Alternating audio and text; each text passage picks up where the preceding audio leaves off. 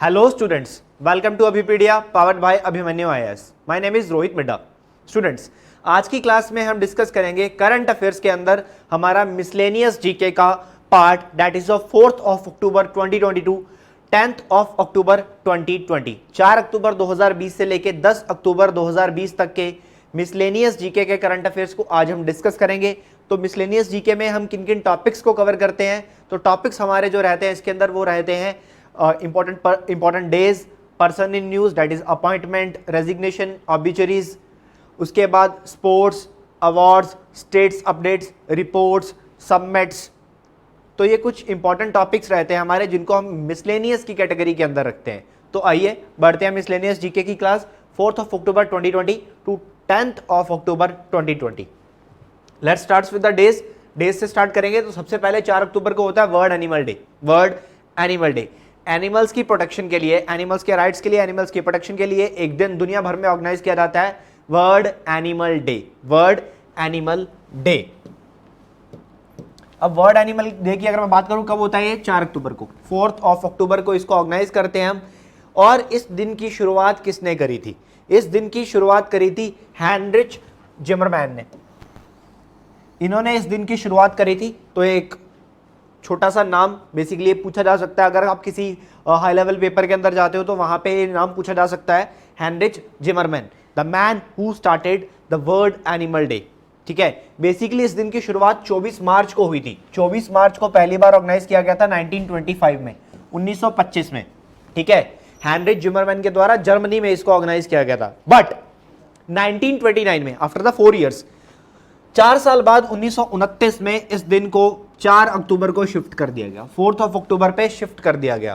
तो तब से 1929 से लेके यानी कि लगभग 90 ईयर्स, ठीक है, लगभग 90 साल हो चुके हैं. 90 साल से लगभग ये दिन हम ऑर्गेनाइज करते हैं 4 अक्टूबर को. 4th of October को every year world animal day organise किया जाता है. World animal day. चलिए आगे बढ़ते हैं, नेक्स्ट डे की बात करते हैं. Next is world's teacher day. World teacher day एक नेशनल टीचर डे होता है जो हम इंडिया में ऑर्गेनाइज करते हैं. ठीक है, 5 सितंबर को, जो कि भारत के पहले उपराष्ट्रपति डॉक्टर सर्वपल्ली राधाकृष्णन जी का जन्मदिन होता है. और एक वर्ल्ड लेवल पे भी हम टीचर्स डे ऑर्गेनाइज करते हैं, ये होता है 5 अक्टूबर को. ये होता है 5 अक्टूबर को. और इस वर्ल्ड टीचर्स डे का थीम क्या रहा इस बार? इसका थीम इस बार रहा था टीचर्स लीडिंग इन क्राइसिस री imaging the future. Teachers leading in crisis री इमेजिंग द फ्यूचर. अब इस कोविड-19 की सिचुएशन के चलते हुए ऐसा थीम रखा गया कि ऐसे क्राइसिस के चलते हुए भी टीचर्स ने अपना काम नहीं छोड़ा. ऑनलाइन स्टडी, ऑनलाइन मटेरियल, सब कुछ ऑनलाइन चलता रहा. तो क्राइसिस में भी टीचर्स ने सपोर्ट किया अपने स्टूडेंट्स को. तो इसलिए दुनिया भर के वो टीचर्स जिन्होंने अपने बच्चों का साथ नहीं छोड़ा, जो अपने प्रोफेशन को, ठीक है, अपना शिक्षा बांटने के, अपने कल्चर को आगे बढ़ाते गए. बेसिकली कुछ टीचर्स होते हैं जिनकी हॉबी होता है पढ़ाना. ठीक है, तो उनके लिए एक बहुत ही अच्छा मौका था. उन्होंने अपने आप को और इम्प्रूव किया. पहले वो क्लासरूम में पढ़ाते थे, फिर वो कैमरा के सामने आए. तो एक बहुत ही अच्छा इनिशिएटिव. तो वर्ल्ड टीचर्स डे 5 अक्टूबर. 5 अक्टूबर. आगे बढ़ते हैं. Next world Habitat Day. World Habitat day. देखिए हैबिटेट का मतलब क्या होता है? शेल्टर.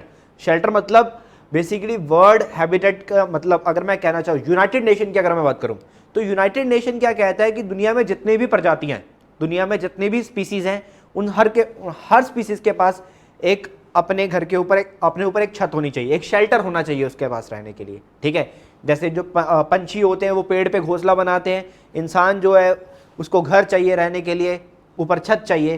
तो ऐसे ही शेल्टर, इसको बोलते हैं हम शेल्टर. तो world Habitat day, habitat means shelter. तो यूनाइटेड नेशन कहता है कि दुनिया में हर एक प्रजाति के पास, हर एक स्पीसीज के पास शेल्टर होना चाहिए. तो उसी के लिए हम एक दिन ऑर्गेनाइज करते हैं World Habitat Day. World Habitat Day that is the first Monday of October. अक्टूबर महीने के पहले मंडे को इसको ऑर्गेनाइज किया जाता है. अक्टूबर महीने के पहले मंडे को हम इसको ऑर्गेनाइज करते हैं हर वर्ष. और इस बार पहला मंडे कब रहा?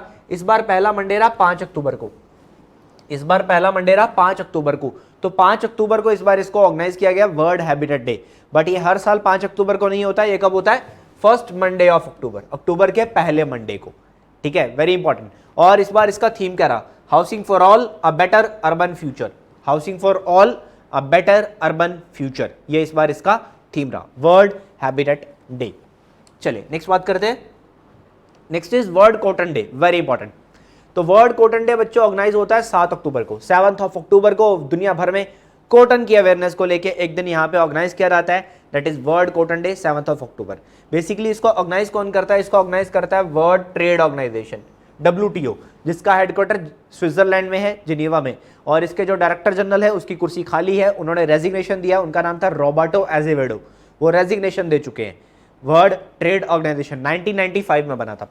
इसके अलावा वर्ल्ड कॉटन डे की हम बात करें तो कॉटन की अवेयरनेस के लिए यहाँ पे एक दिन ऑर्गेनाइज किया जाता है, and there are 4 countries in the world which we can call cotton 4 countries, C4 countries. और ये 4 देश कौन कौन से हैं? अफ्रीकन कंट्रीज हैं, Benin, Burkina Faso, Chad and Mali. ये 4 देश हैं। इन चारों देशों के बारे में आपको पता होना चाहिए, चारों देश नाम आपको पता होना चाहिए, because these are known as cotton 4 countries. इनको हम बोलते हैं कॉटन 4 कंट्रीज, ठीक है, कॉटन 4 कंट्रीज।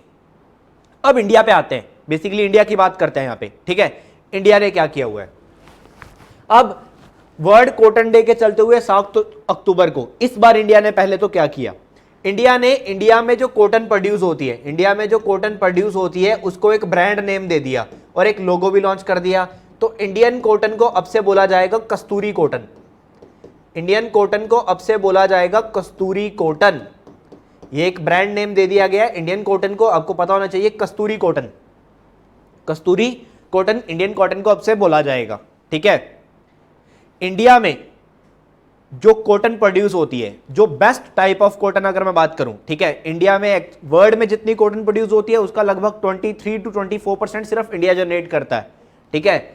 और भारत के अंदर जो उच्चतम टाइप की कॉटन होती है उसको बोलते हैं सुविन, उसको बोलते हैं सुविन, तमिलनाडु में मिलती है, तमिलनाडु में प्रोड्यूस होती है।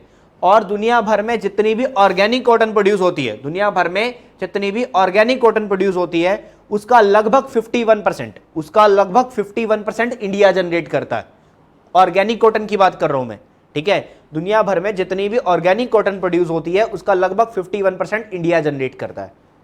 और कॉटन की बात कर रहे हैं तो भारत में हमारी जो टेक्सटाइल मिनिस्टर है उनका नाम है स्मृति ईरानी जी। उन्होंने बेसिकली ये नाम डिक्लेरेशन किया है इंडियन कॉटन ब्रांड का, कस्तूरी कॉटन, कस्तूरी कॉटन। समझ में आया? इसके अलावा इंडिया ने एक कॉटन टेक्निकल असिस्टेंस प्रोग्राम भी चलाया हुआ है 2012 से लेके, that is we can called cotton TAP, इसको बोलते हैं कॉटन टैप, ठीक है, that is cotton technical assistance programme. ये इंडिया ने चलाया हुआ है, ठीक है। पहले इनिशियली इसमें 7 कंट्रीज के साथ इंडिया चल के मिशन चला रहा था 2018 तक। 2019 में 4 कंट्रीज और ऐड कर दी तो टोटल 11 कंट्रीज के साथ मिलकर इंडिया ये मिशन चला रहा है, कॉटन टेक्निकल असिस्टेंस प्रोग्राम। यानी कि इन 11 देशों के अंदर कॉटन की प्रोडक्शन के लिए टेक्निकल असिस्टेंस प्रोवाइड करवाने का काम कर रहा है इंडिया, भारत। तो समझ में आया वर्ल्ड कॉटन डे 7 अक्टूबर। चलिए आगे बढ़ते हैं। Next air force day. Air force day, देखिए हमारी जो एयरफोर्स है, तो बेसिकली ब्रिटिश इंडिया के टाइम पे 1932 में एयरफोर्स की फाउंडेशन हुई, ठीक है। उस टाइम पे जो फोर्स बनाएगी उसको बोलते थे, ब्रिटिश एम्पायर के द्वारा फोर्स बनाई गई थी उसको बोलते थे रॉयल इंडियन एयरफोर्स, उसको बोलते थे royal Indian air force. But after the 1950 that's royal Indian air force named as Indian air force, उसका नाम बदल के रख दिया गया इंडियन एयरफोर्स 1950 के बाद। तो एयरफोर्स को लेके एक दिन हमारे पास ऑर्गेनाइज होता है 8 अक्टूबर को, because this is the foundation day of air force. तो फाउंडेशन डे हम ऑर्गेनाइज करते हैं कब? 8 अक्टूबर को। और यहां पे मैं बात करना चाहूं, हमारी जो एयरफोर्स है, इंडियन एयरफोर्स है, इसके जो चीफ हैं, तो एयरफोर्स के चीफ को बोलते हैं एयर चीफ मार्शल, ठीक है। तो भारत के अभी जो एयर चीफ मार्शल है इनका नाम है राकेश कुमार सिंह भदौरिया, राकेश कुमार सिंह भदौरिया, क्लियर? राकेश कुमार सिंह भदौरिया। चलिए आगे बढ़ते हैं। Next is world post day. Post, चिट्ठी। आजकल तो बेसिकली टेक्नोलॉजी का ज़माना है, ठीक है। तो चिट्ठियों का ज़माना बहुत कम हो गया, बहुत ख़त्म हो गया। टेक्नोलॉजी ने आजकल मोबाइल फ़ोन्स, लैपटॉप्स, ईमेल्स, इन सब ने चिट्ठी का काम ख़त्म कर दिया है। बट फिर भी यूनिवर्सल इंटरनेशनल पोस्टल यूनियन, ठीक है, यूनिवर्सल पोस्टल यूनियन बना था 1874 में स्विट्जरलैंड में इसको बनाया गया था। ये आपको ध्यान रखना है, इसका हेडक्वार्टर पता चल रहा है आपको कि यूनिवर्सल पोस्टल जो यूनियन है इसका हेडक्वार्टर कहाँ पे है, स्विट्जरलैंड के अंदर है। तो 1874 में इसको बनाया गया था 9 अक्टूबर को। तो उसी के चलते हुए 9 अक्टूबर को दुनिया भर में ऑर्गेनाइज किया जाता है world post day. World post day, चिट्ठी को लेके एक दिन, ठीक है, चिट्ठी को लेके एक दिन। अब 9 अक्टूबर को होता है वर्ल्ड पोस्ट डे, 9 अक्टूबर को होता है वर्ल्ड पोस्ट डे। इसी से प्रेरित होके भारत भी, इंडिया में भी 10 अक्टूबर को ऑर्गेनाइज किया जाता है national post day. National post day, ध्यान रखिएगा, वर्ल्ड पोस्ट डे 9 अक्टूबर, नेशनल पोस्टल डे 10 अक्टूबर। भारत में पोस्ट को लेके एक बॉडी काम करती है, India post, the 100% body of government of India. And Bharat में लगभग 1.5 लाख पोस्ट ऑफिस है, ठीक है, approximately 1.5 lakh post office India के अंदर है। अब इसके अलावा बात करें तो वर्ल्ड पोस्ट डे होता है 9 अक्टूबर को। तो जब वर्ल्ड पोस्ट डे स्टार्ट होता है तब इंडिया हर साल वो नेशनल पोस्टल वीक का फाउंडेशन रखता है। तो नेशनल पोस्टल वीक 9 अक्टूबर से लेकर 15 अक्टूबर तक ऑर्गेनाइज किया गया वर्ल्ड पोस्टल डे के चलते हुए, 9 अक्टूबर से 15 अक्टूबर। चलिए आगे बढ़ते हैं। Next, world day against the death penalty. देखिए, फांसी की सजा, डेथ पेनल्टी, ठीक है, दुनिया भर में लगभग हर देश का कानून जब किसी व्यक्ति को फांसी की सजा सुनाता है, डेथ पेनल्टी देता है, ठीक है, तो कहीं ना कहीं कुछ ऑर्गेनाइजेशन को लगता है कि ये इनजस्टिस है ह्यूमैनिटी के साथ। तो यहाँ पे उसके लिए, डेथ पेनल्टी के लिए एक दिन, उसके अगेंस्ट एक दिन ऑर्गेनाइज किया जाता है 10 अक्टूबर को, 10 अक्टूबर को। तो इस बार इसका थीम क्या रहा, access to counsel, a matter of life और death. Access to counsel, a matter of life और डेथ। चलिए आगे बढ़ते हैं। World Mental Health Day, Mental Health Day. देखिए, ये एक आज के समय की बहुत ही गंभीर समस्या है, मेंटल हेल्थ, ठीक है। इंसान के पास आजकल इतना प्रेशर है, इंसान के ऊपर इतना प्रेशर है कि मेंटल हेल्थ के अंदर वो अपनी मेंटल हेल्थ का ध्यान नहीं रख पाता, ठीक है, वो अपनी मेंटल हेल्थ का ध्यान नहीं रख पाता। तो अपनी मेंटल हेल्थ को इम्प्रूव रखना ये हर इंसान की अपनी रिस्पॉन्सिबिलिटी होती है, ठीक है। तो इसी के चलते हुए 10 अक्टूबर को विश्व भर में एक दिन ऑर्गेनाइज होता है वर्ल्ड मेंटल हेल्थ डे। और इस बार इसका थीम क्या रहा, mental health for all, mental health for all, ये इस बार इसका थीम रहा। चलिए आगे बढ़ते हैं। अब बात करते हैं इंडेक्सेस की, रिपोर्ट्स की। तो सबसे पहले फोर्ब्स इंडिया रिच लिस्ट। देखिए, फोर्ब्स एक मैगजीन है यूएस का, जो कि हर साल दुनिया के और इंडिया के richest person in the world, richest person in India, ठीक है, स्टार्स हो गए, जो बेसिकली एथलीट्स होते हैं, एंटरटेनर्स होते हैं, उनका इंडेक्स निकालता रहता है, उनकी लिस्ट निकालता रहता है। तो फोर्ब्स ने एक लिस्ट निकाला है भारत के सबसे अमीर व्यक्तियों का। तो top, that is we all know, इसका तो बेसिकली कोई रिप्लेसमेंट अभी हमें दिखता नहीं है, आसपास भी नहीं दिखता, आप देख सकते हो। तो सबसे पहले हैं भारत के मुकेश अंबानी, भारत के मुकेश अंबानी, जिनका वेल्थ आप देख सकते हो 88.7 बिलियन डॉलर्स। और आप देखिए उनसे लगभग 3 गुना कम गौतम अदानी, अदानी ग्रुप लगभग 25.2 बिलियन डॉलर्स, ठीक है, उनसे 3 गुना से भी ज़्यादा है। चलिए उसके बाद आते हैं शिव नदार जी, 20.4 बिलियन डॉलर्स। उसके बाद राधा कृष्ण दमानी जी, ठीक है, that is of 15.4 billion dollars. And Hinduja brothers 12.8 billion dollars. Cyrus 11.5 billion dollars. Pallonji Mistry 11.4 billion dollars. And Uday Kotak 11.3 billion dollars. तो लगभग 7-8 नाम मैंने दिखा दिए, आपको टॉप 3 पता होना बहुत है, ठीक है, ज़्यादा याद करने की जरूरत नहीं है, ये आपकी नॉलेज के लिए है। फोर्ब्स इंडिया रिच लिस्ट, क्योंकि जब भी सबसे अमीर व्यक्ति पूछा जाएगा वो हम जानते ही हैं, ठीक है, ये तो हम भूल ही नहीं सकते, मुकेश अंबानी हम सबको पता है, that is important. Forbes highest paid actress of 2020 list, 2020 में कौन सी एक्ट्रेस ने सबसे ज़्यादा पैसा कमाया? तो यह है अमेरिकन एक्ट्रेस सोफिया वर्गारा, सोफिया वर्गारा, जिन्होंने 43 मिलियन डॉलर्स कमाए हैं 2020 में। और दूसरे नंबर पे जो हैं, इनके बारे में आप सबको पता होगा, Angelina Jolie, that is 35.5 million dollars. And उसके बाद गैल गार्डट 31.5 मिलियन डॉलर्स। उसके बाद Melissa McCarthy 25 million dollars. And Meryl Streep 24 million dollars. तो बेसिकली पहले 3 याद रख लीजिए, काफ़ी है, ज़्यादा याद करने की जरूरत नहीं है। And top is by Sofia Vergara, American actress है, Forbes highest paid actress list. चलिए आगे बढ़ते हैं। नेक्स्ट, हमारे जो बेसिकली रेल मंत्री हैं पीयूष गोयल जी, तो इन्होंने क्या किया, एक रेलवे स्टेशन का नाम बदल के रख दिया है सिद्धार्थनगर। उत्तर प्रदेश का एक रेलवे स्टेशन है Naugarh railway station, that is of Uttar Pradesh, तो इसका नाम बदल के रखा गया सिद्धार्थनगर। ठीक है, तो ये सिद्धार्थनगर, आपको पता होगा महात्मा बुद्ध के बारे में, आपको पता होगा महात्मा बुद्ध का नाम था सिद्धार्थ। ठीक है, अगर आप याद हो आपको, तो महात्मा बुद्ध का नाम था सिद्धार्थ, तो यहां पे जो नाम रखा गया है वो महात्मा बुद्ध के नाम पे रखा गया, सिद्धार्थनगर। ठीक है, सिद्धार्थनगर, तो महात्मा बुद्ध के सेंटिमेंट्स के साथ जुड़े हुए लोग, तो यहाँ पे महात्मा बुद्ध के नाम पे इस जगह का नाम, इस रेलवे स्टेशन का नाम रख दिया गया है। अब उत्तर प्रदेश का नौगढ़ रेलवे स्टेशन कहलाएगा Siddharthnagar railway station, Siddharthnagar railway station. Next, अब स्टेट्स की बात करते हैं। वेस्ट बंगाल, पश्चिम बंगाल की सरकार ने एक स्कीम लॉन्च करी है, अभिजन स्कीम। ठीक है, पाथाश्री अभिजन स्कीम, पाथाश्री अभिजन स्कीम।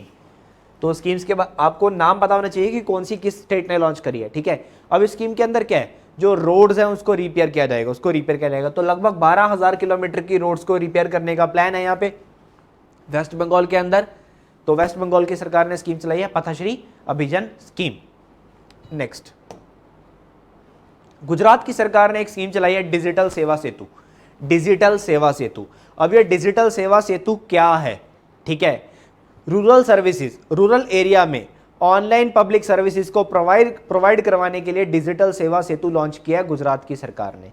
देखिए, सेंट्रल गवर्नमेंट ने एक प्रोजेक्ट चलाया हुआ है भारत नेट प्रोजेक्ट। इस भारत नेट प्रोजेक्ट के अंदर क्या है कि गांव-गांव तक इंटरनेट सर्विसेज पहुंचाना, गांव-गांव तक इंटरनेट सर्विसेज पहुंचाने के लिए सेंट्रल गवर्नमेंट ने एक स्कीम चलाई हुई है भारत नेट प्रोजेक्ट। अब इसी भारत नेट प्रोजेक्ट के अंदर सेंट्रल गवर्नमेंट ने रूरल एरियाज के अंदर, ठीक है, सारी सर्विसेज प्रोवाइड करने की बात करी थी। तो गुजरात की सरकार ने उसी के चलते हुए एक कदम उठाया और एक स्कीम लॉन्च करी डिजिटल सेवा सेतु, कि रूरल एरिया में, ग्रामीण एरिया में ऑनलाइन पब्लिक सर्विसेज, जितने भी गवर्नमेंट की सर्विसेज होती हैं, ठीक है, वो सारी की सारी ऑनलाइन प्रोवाइड करवाना। अब 14,000 ग्राम पंचायत, गुजरात की 14,000 ग्राम पंचायत को यहाँ पर इंटरनेट सर्विसेज से जोड़कर, ऑप्टिकल फाइबर नेटवर्क से जोड़कर उनको ये पब्लिक सर्विसेज प्रोवाइड की जाएंगी। ठीक है, उसके बाद साथ के साथ हर एक विलेज पंचायत के अंदर एक ई ग्राम ऑफिस बनाया जाएगा, एक ई ग्राम ऑफिस बनाया जाएगा। ठीक है, ताकि जो विलेजेस हैं, ठीक है, जो गांव के लोग हैं, इनको गांव से बाहर, इनको अपनी पंचायत एरिया से बाहर जाने की जरूरत ना पड़े। ठीक है, इनको अपने तालुका तक जाने की जरूरत ना पड़े, अपने फर्दर पब्लिक जो गवर्नमेंट वर्क्स होते हैं उनके लिए, वो सारे के सारे इनके काम अपने गांव में ही हो जाए। तो ये सरकार कौन सी, गुजरात की सरकार ने लॉन्च किया। चलिए आगे बढ़ते हैं। उत्तराखंड की सरकार ने एक स्कीम चलाई है मुख्यमंत्री सौर स्वरोजगार योजना, मुख्यमंत्री सौर स्वरोजगार योजना। अब देखिए, सौर का मतलब क्या होता है, अगर आप समझ रहे हो तो सोलर।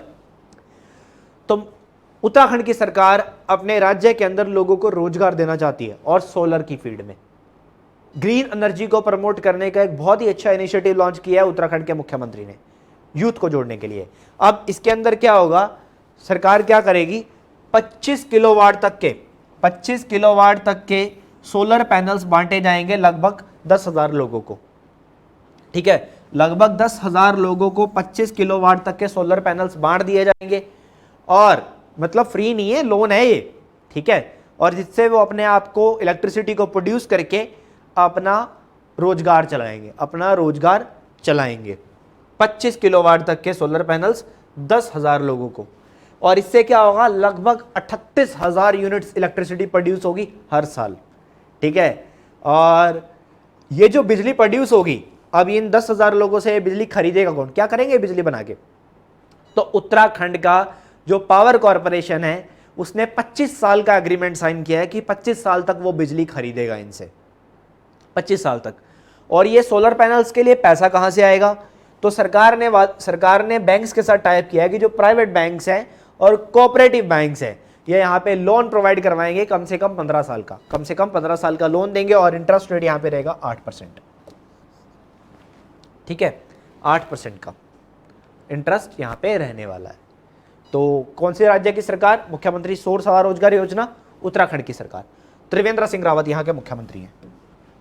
नेक्स्ट, आंध्र प्रदेश की सरकार ने एक स्कीम चलाई है, जगन्ना विद्या कानुका स्कीम, बेसिकली गवर्नमेंट स्कूल्स में पढ़ने वाले छात्रों के लिए। ठीक है, तो गवर्नमेंट स्कूल में पढ़ने वाले जो छात्र हैं, उन छात्रों को यहाँ की सरकार क्या देगी, एक स्कूल किट्स प्रोवाइड करवाएगी। वो स्कूल किट्स सरकार प्रोवाइड कराएगी। स्कूल किट्स के अंदर क्या क्या मिलेगा, स्कूल किट्स के अंदर बेसिकली सॉक्स के 2 पेयर्स हैं, यूनिफॉर्म है, किताबें हैं, नोटबुक्स हैं और स्कूल बैग और बेल्ट, मतलब स्कूल जाने की बेसिक सारी एसेसरीज बच्चे को मिलेंगी, बच्चे को सारी मिलेंगी। ठीक है, तो बच्चे को यूनिफॉर्म्स के लिए क्लोथ दे दिया जाएगा ताकि बच्चा अपने हिसाब से अपनी यूनिफॉर्म को सिलवा लिया जाए। अब काफ़ी लोग कह सकते हैं कि कपड़ा दे दिया, सिलवाने के लिए भी तो पैसे होने चाहिए। तो यहाँ की सरकार ने क्या किया, उन बच्चों की माओं के बैंक अकाउंट में, उनकी मदर्स के बैंक अकाउंट्स में स्टिचिंग चार्जेस भी डाल दिए। ठीक है, आंध्र प्रदेश की सरकार ने उस बच्चों की यूनिफॉर्म्स के लिए स्टिचिंग चार्जेस भी मदर्स के बैंक अकाउंट में क्रेडिट कर दिए। ये है आंध्र प्रदेश की सरकार। और ये जो किट्स बांट रहे हैं, इस किट्स को बोला गया है विद्या कानुका किट्स, विद्या कानुका किट्स। और इस स्कीम के लिए लगभग 650 करोड़ रुपए यहां की सरकार ने अप्रूव किया, लगभग 650 करोड़ रुपया यहां की सरकार ने अप्रूव किया है। तो क्लियर हुआ बच्चों? कोई डाउट होना तो पूछ लेना, अगर किसी को कोई डाउट हो यू कैन आस्क। नेक्स्ट, अब बात करें तो हमारे पास एक एमपी हैं आम आदमी पार्टी के अंदर, आम आदमी पार्टी की तरफ से राज्यसभा के अंदर एक एमपी हैं, संजय सिंह इनका नाम है। आम आदमी पार्टी के स्पोक्स पर्सन रह चुके, बहुत फेमस लीडर हैं ये संजय सिंह, आपको पता होगा इनके बारे में। तो इनको एक अवार्ड मिला, इनको अवार्ड दिया है Gandhi award, that is by the Mahatma Gandhi national foundation. इनको अवार्ड दिया गया Gandhi award by the Mahatma Gandhi national foundation. अब ये अवार्ड इनको क्यों दिया गया? अब ये अवार्ड इनको क्यों दिया गया? क्योंकि इजराइल के अंदर एक लोकल बियर कंपनी, एक लोकल अल्कोहल कंपनी बोतल के ऊपर गांधी जी का फोटो लगाती थी, महात्मा गांधी जी का फोटो लगाती थी। ठीक है, तो उसके अगेंस्ट इन्होंने पार्लियामेंट के अंदर आवाज उठाई कि ये गलत है, ये नहीं होना चाहिए। गांधी जी का फोटो लगा रही है एक छोटी कंपनी, एक इजराइल के अंदर एक दूसरे देश में एक छोटी सी कंपनी दारू की बोतल के ऊपर हमारे देश के हमारे राष्ट्रपिता की फोटो लगा रही है। तो ये बहुत गलत बात है, इन्होंने ये मुद्दा उठाया, इसी के चलते हुए महात्मा गांधी नेशनल फाउंडेशन ने इनको इस अवार्ड के लिए चूज किया है। तो राज्यसभा के एमपी संजय सिंह। चलिए नेक्स्ट, राइट लिवलीहुड अवार्ड्स 2020। तो राइट लिवलीहुड अवार्ड्स की अगर मैं बात करूं तो इनको बोला जाता है that is the alternative of Nobel prize. दुनिया के सबसे बड़े अवार्ड हैं नोबेल प्राइजेस, तो नोबेल प्राइज के एक ऑल्टरनेटिव राइट लिवलीहुड अवार्ड्स। ये अवार्ड किस फील्ड में मिलता है मैं आपको बता देता हूं, वो लोग जिन्होंने सोसाइटी के लिए कुछ किया हो कुछ पर्टिकुलर फील्ड्स में, that is environment, sorry wait a minute,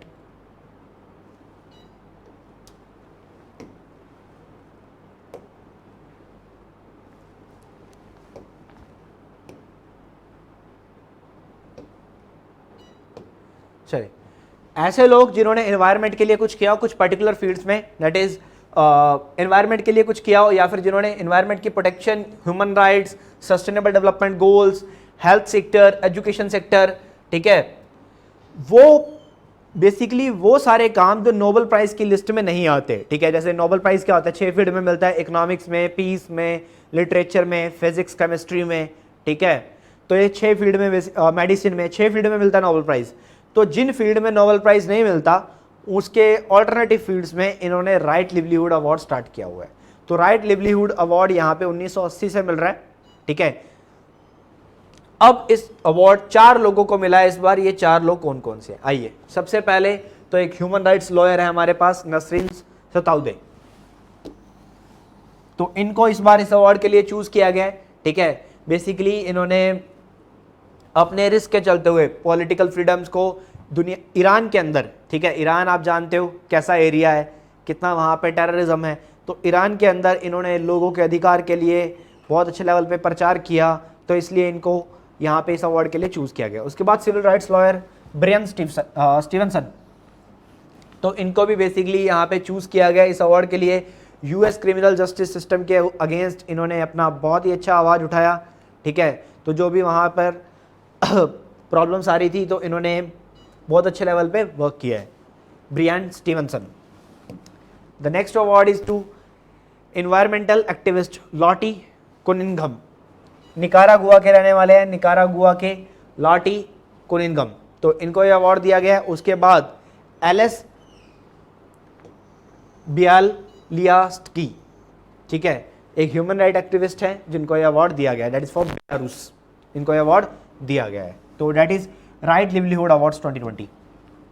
next Sarala Puraskar, a लिटरेचरी award, तो सरला पुरस्कार 2020 में दिया गया, that is Odia poet Nityananda Nayak, Nityananda Nayak, ठीक है। तो पहली बात, नित्यानंद नायक जी को क्या मिला है? सरला पुरस्कार। दूसरा बात, ये कौन से पोएट है? That is a Odia poet. तीसरी बात, कौन से वर्क के लिए, कौन सी किताब के लिए दिया गया? तो सेटेबलाकू नतीभा, सेटेबलाकू नतीभा, इनके इस वर्क के लिए इनको दिया गया है क्या? सरला पुरस्कार, सरला पुरस्कार। इसके अलावा 2 अवार्ड और, ठीक है। देखिए सरला पुरस्कार जो होता है वो एक ऑर्गेनाइजेशन देती है जिसको हम इम्पैक्ट बोलते हैं, Indian metal public charitable trust, ठीक है, एक एनजीओ है Indian metals public charitable trust, ये देता है सरला पुरस्कार। बट ये जो इम्पैक्ट ट्रस्ट है ये 2 अवार्ड और भी देता है। 2 अवार्ड कौन कौन से हैं? और दैट इज इला पांडा संगीत सम्मान, ये मिला है रंजीत कुमार नाग जी को। उसके बाद इला पांडा चित्रकला सम्मान, ये मिला है श्याम सुंदर पटनायक जी को, श्याम सुंदर पटनायक जी को। ये तीनों अवार्ड इम्पैक्ट देता है। सरला पुरस्कार में 5 लाख मिलता है, बाकी दोनों अवार्ड में 1.5 लाख मिलता है, ठीक है। तो सरला पुरस्कार that is very important. Next awards की बच्चों मैं आपको और एक चीज बता देता हूं, यहां पे आज की क्लास के अंदर मैंने नोबेल प्राइज की बात नहीं की है, ठीक है। हम जैसे जानते हैं कि नोबेल प्राइज भी मिल चुके हैं, तो नोबेल प्राइज को मैंने अपनी क्लास में यहाँ पे डिस्कस नहीं किया है, क्योंकि नोबेल प्राइज को लेके मैं आपके लिए डिटेल में एक क्लास अलग से लेके आऊंगा, ठीक है। तो बहुत ही जल्दी वो आपको क्लास प्रोवाइड कर दी जाएगी। मैंने नोबेल प्राइज को इस क्लास के अंदर डिस्कस नहीं किया है। चलिए अब थोड़ी सी अपॉइंटमेंट्स की बात करते हैं। तो हमारा जो मिनिस्ट्री ऑफ कंज्यूमर अफेयर है, मिनिस्ट्री ऑफ कंज्यूमर अफेयर्स, तो हम जानते हैं कि कंज्यूमर अफेयर्स के हमारे जो मिनिस्टर थे इनका नाम था रामविलास पासवान साहब। तो रामविलास पासवान साहब अब नहीं रहे, उनका देहांत हो गया है, तो उसी के चलते हुए हमारे जो रेल मंत्री हैं पीयूष गोयल जी, उनको यहाँ का एडिशनल चार्ज दे दिया गया, उनको एडिशनल चार्ज मिल गया है किसका? मिनिस्ट्री ऑफ कंज्यूमर अफेयर्स का। चलिए आगे बढ़ते हैं। Next Jammu and Kashmir bank, J&K bank. J&K bank की अगर मैं बात करूं तो J&K bank Jammu and Kashmir की सरकार का एक स्टेट ऑन्ड बैंक है, जम्मू एंड कश्मीर बैंक। 1938 में वहाँ के एक महाराजा ने ये बैंक बनवाया था, ठीक है, जम्मू एंड कश्मीर बैंक। तो जम्मू एंड कश्मीर के चेयरमैन एंड मैनेजिंग डायरेक्टर हैं R.K. छिब्बर, R.K. छिब्बर। तो R.K. छिब्बर जी को 6 महीने का एक्सटेंशन यहाँ पे दे दिया गया है, 6 महीने का एक्सटेंशन दे दिया गया है। हालांकि आरबीआई क्या काम कर रहा है? आरबीआई देख रहा है कि इस बैंक के नए chairman and managing director appoint किए जाएं, तो बेसिकली जब तक ये नए chairman and managing director appoint नहीं हो जाते ये एक्सटेंशन तभी तक काम करेगा, ठीक है। 6 महीने से पहले भी अगर कोई नया अपॉइंटमेंट यहां पे कर देता है आरबीआई, तो R.K. छिब्बर जी को वही उनका टेन्योर एंड हो जाएगा। तो R.K. Chhibber Jammu and Kashmir Bank के चेयरमैन एंड मैनेजिंग डायरेक्टर 6 महीने के लिए एक्सटेंड कर दिए गए। जम्मू एंड कश्मीर बैंक जिसका हेडक्वार्टर है श्रीनगर में। चलिए आगे बढ़ते हैं। J Venkataramu, the MD and CEO of India Post Payment Bank, very important, India Post Payment Bank. अब इंडिया पोस्ट पेमेंट बैंक की अगर मैं बात करूं तो पेमेंट बैंक्स आए थे 2014-15 में ऑन द रिकमेंडेशन ऑफ, किसकी रिकमेंडेशन पे आए थे? This is the question for you, ठीक है। ये आपके लिए क्वेश्चन है, आपको कमेंट सेक्शन में मुझे इसका आंसर करके बताना होगा कि भारत में पेमेंट बैंक्स किसकी रिकमेंडेशन पे आए थे, ठीक है। 2 टाइप्स के बैंक थे, पेमेंट बैंक्स और यहाँ पे स्मॉल फाइनेंस बैंक थे, ठीक है।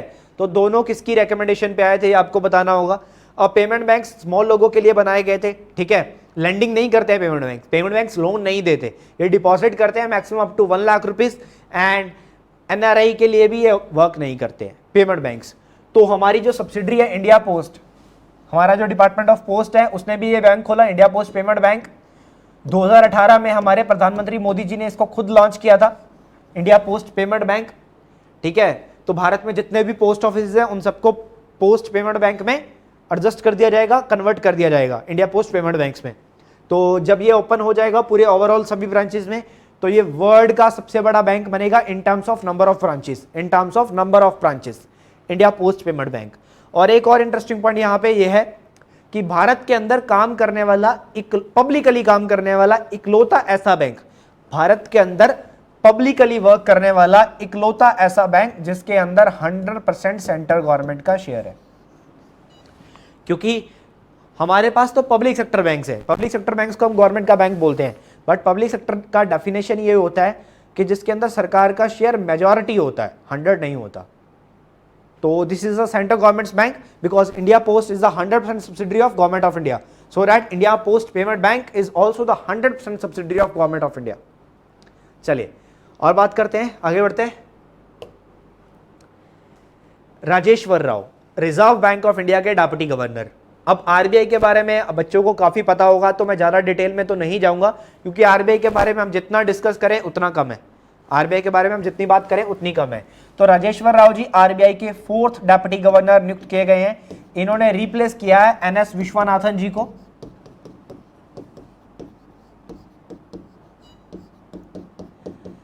अब एनएस विश्वनाथन जी ने इस साल के फर्स्ट क्वार्टर में अपना रेजिग्नेशन दे दिया था, टर्म एंड होने से पहले इन्होंने रिजाइन कर दिया था। तो अभी राजेश्वर राव की अगर मैं बात करूं तो ये 4th डिप्टी गवर्नर है। आरबीआई में 4 डिप्टी गवर्नर होते हैं, आरबीआई में 4 डिप्टी गवर्नर होते हैं, तो मैं बाकी के 3 के नाम भी बता रहा हूं, ठीक है। एक है माइकल पात्रा, माइकल देव पात्रा, एक है N K Jain, Mahesh Kumar Jain, and the third one is B P कानूनगो।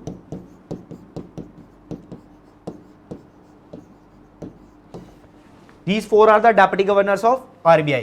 इनका रिटायरमेंट हो चुका है, इनका रिटायरमेंट हो चुका है। अब नए इनकी जगह पे आए हैं Rajeshwar Rao, Rajeshwar Rao reserve bank of India के नए डिप्टी गवर्नर। और गवर्नर कौन है? शक्तिकांत दास, शक्तिकांत दास। आरबीआई बना था 1 अप्रैल 1935 को अंडर द आरबीआई एक्ट 1934। चलिए आगे बढ़ते हैं। सरकार ने मॉनेटरी पॉलिसी कमेटी, ठीक है, मॉनेटरी पॉलिसी कमेटी के अंदर देखिए, मॉनेटरी पॉलिसी कमेटी में 6 मेंबर होते हैं। मॉनेटरी पॉलिसी कमेटी के अंदर 6 मेंबर होते हैं, 3 आरबीआई की तरफ से, 3 गवर्नमेंट ऑफ इंडिया की तरफ से। और मॉनेटरी पॉलिसी कमेटी का शुरुआत जो हुई थी वो 2016 में हुई थी। और मॉनेटरी पॉलिसी कमेटी के जो मेंबर होते हैं, इनका जो गवर्नमेंट के मेंबर होते हैं 3, इनका जो टेन्योर होता है वो 4 साल का होता है। तो 2016 में जो बने थे उनका टेन्योर 2020 में खत्म हो गया, तो 3 नए मेंबर यहाँ पे उनको रिप्लेस करके अपॉइंट किए गए हैं। तो 3 नए मेंबर मॉनेटरी पॉलिसी कमेटी के गवर्नमेंट के द्वारा। तो सबसे पहले आती हैं Indira Gandhi institute of developmental research की प्रोफेसर अशीमा गोयल, प्रोफेसर अशीमा गोयल। उसके बाद professor Jayant Verma, that is a professor of Indian institute of management Ahmedabad, Indian institute of management Ahmedabad, IIM। उसके बाद आते हैं doctor Shashank Bhide, national council of applied economic research, national council of applied economic research नई दिल्ली के senior adviser doctor Shashank Bhide. चलिए आगे बढ़ते हैं। Next, senior IPS officer MA Ganapathi, इनको अपॉइंट कर दिया गया director general of bureau of civil aviation security, director general of bureau of civil aviation security. और हमारे सिविल एविएशन के जो मंत्री हैं इनका नाम है Hardeep Singh Puri, Hardeep Singh Puri. Next, state bank of India ने अपने नए चेयरमैन नियुक्त कर दिए हैं। इनका नाम है दिनेश कुमार खरा, दिनेश कुमार खरा। दिनेश कुमार खरा जी चेयरमैन की पोस्ट पर नियुक्त किए जाने से पहले आरबीआई में एज अ मैनेजिंग डायरेक्टर काम कर रहे थे। आरबीआई में 4 मैनेजिंग डायरेक्टर होते हैं, मैं आपको बता दूं, ठीक है। Reserve bank of India, sorry RBI बोल रहा हूं, एसबीआई, सॉरी एसबीआई में 4 मैनेजिंग डायरेक्टर होते हैं as per the SBI act 1955, because SBI बना था as per the SBI act 1955। State bank of India act 1955 में इसकी शुरुआत हुई थी, ठीक है। एक बैंक था इंपीरियल बैंक ऑफ इंडिया, उसको नेशनलाइज करके स्टेट बैंक ऑफ इंडिया बनाया गया था 1955 में, that is on the 1 July 1955। SBI का हेडक्वार्टर मुंबई में है। और इन्होंने रिप्लेस किसको करा है? इन्होंने रिप्लेस किसको करा है? इन्होंने रिप्लेस करा है रजनीश कुमार को, रजनीश कुमार को। चलिए आगे बात करते हैं। Next, Lewis Hamilton. Lewis Hamilton ने जीता Eiffel grand prix. Eiffel grand prix किसने जीता? ल्यूइस हैमिल्टन ने। काफी सारी रेसेस यही जीतते हैं, ठीक है। ग्रैंड प्रिक्स क्या होता है बच्चों? फॉर्मूला 1 कार रेसिंग इवेंट की बात कर रहे हैं हम। ल्यूइस हैमिल्टन मर्सिडीज की गाड़ी चलाते हैं, मर्सिडीज की गाड़ी चलाते हैं, ब्रिटेन के रहने वाले। नेक्स्ट, विष्णु शिवाराज पांड्यान। इन्होंने जीता है 10 मीटर एयर राइफल इवेंट में गोल्ड मेडल जीता है इन्होंने इंटरनेशनल ऑनलाइन शूटिंग चैंपियनशिप में, ठीक है। अभी कोविड-19 के चलते हुए ऑनलाइन ही ऑर्गेनाइज करा रहा है, तो इन्होंने जीता है गोल्ड मेडल 10 मीटर में। अब बात करते हैं ऑबिचुरीज की। ऑबिचुरीज का मतलब जो लोग दुनिया से चले गए। तो सबसे पहले आते हैं हमारे मंत्री रामविलास पासवान, ठीक है, the minister of food and consumer affairs, ठीक है। तो ये अब नहीं रहे। लोक जनशक्ति पार्टी बिहार की एक पार्टी है, पॉलिटिकल पार्टी, ये उसके लीडर थे, इन्होंने पार्टी बनाई थी। अब इनके बेटे हैं चिराग पासवान, वो पार्टी संभाल रहे हैं। बिहार में अभी चुनाव भी होने वाले थे, ऐसे में इनका देहांत। बेसिकली इनको हार्ट इशू था, कुछ टाइम पहले इनकी हार्ट सर्जरी हुई थी, तो अब नहीं रहे। उसके बाद Nobel laureate, Mexican Nobel laureate, chemistry में नोबेल प्राइज जीता हुआ है इन्होंने 1995 में, तो मैरियो मोलिना, ये अब नहीं रहे। मैरियो मोलिना ये अब नहीं रहे। हिमाचल प्रदेश से सीबीआई के पहले डायरेक्टर बने अश्वनी कुमार जी, मतलब पहला हिमाचल प्रदेश का पर्सन जो सीबीआई का डायरेक्टर बना हो, अश्वनी कुमार जी। इसके अलावा ये नागालैंड के गवर्नर भी रह चुके, तो ये अब नहीं रहे। अश्वनी कुमार जी अब नहीं रहे, इन्होंने सुसाइड कर लिया। Next, Vishal Anand, the veteran actor Vishal Anand साहब अब नहीं रहे। Former acting chief justice of Gujarat High Court, that is A S Dave, अब नहीं रहे। जस्टिस एएस दवे नहीं रहे। उसके बाद ओडिशा के former minister and Biju Janata Dal के एमएलए प्रदीप महारथी अब नहीं रहे। झारखंड के इंकम्बेंट, झारखंड के प्रेजेंट मिनिस्टर थे, मिनिस्ट्री ऑफ माइनॉरिटीज डिपार्टमेंट के लिए काम करते थे, हाजी हुसैन अंसारी साहब, ये अब नहीं रहे। उसके बाद मिष्टी मुखर्जी, द फेमस एक्ट्रेस मिष्टी मुखर्जी, ये अब नहीं रहे, इनको किडनी फेलियर हो गया। उसके बाद the veteran social activist Pushpa भवे, ये भी अब नहीं रही, इनका भी देहांत हो गया। तो बच्चों ये था हमारा miscellaneous GK of 4 October 2022, 10 October 2020। Class के अंदर अगर आपको कोई भी डाउट आता है, कुछ समझ में नहीं आता है, तो कमेंट सेक्शन के अंदर आप कोई भी डाउट पूछ सकते हो। मिलते हैं अगली क्लास में। आज की क्लास को यहीं समाप्त करते हैं। तो thank you so much, have a nice day, stay safe, stay home.